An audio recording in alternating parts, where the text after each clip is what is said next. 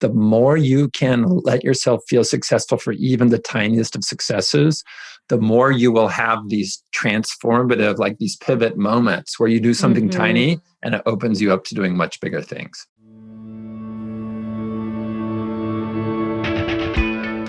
So what is, like, through your model and your teaching, is the way to address fear to just continually focus on decreasing how difficult the thing is?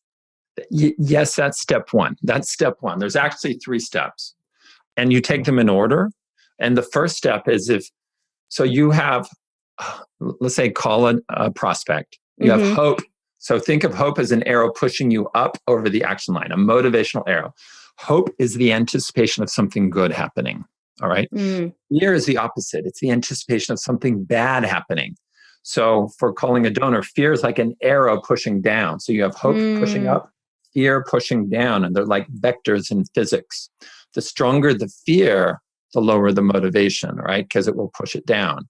And the stronger the hope, the higher the motivation. Now, if you can get rid of fear entirely, the hope can just surge.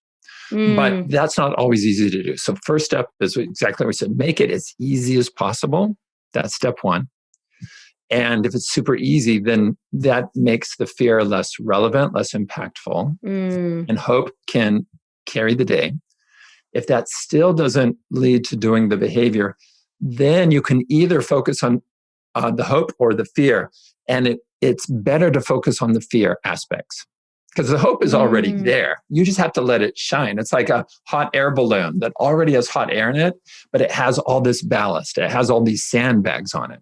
So either you can pump in more hot air or you can let the sandbags go. So addressing the fear is like letting the sandbags go so the balloon can go up and do so the hope can lift it up.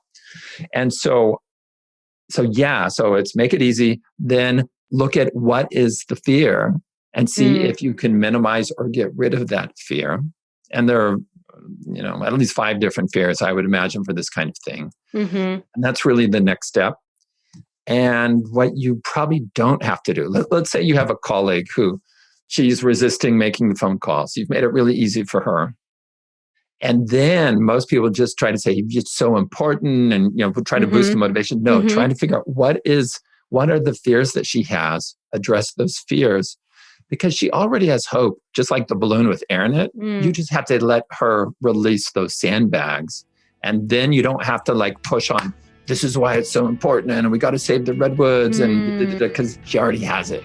You just have to help her get rid of those sandbags, the demotivation of fear.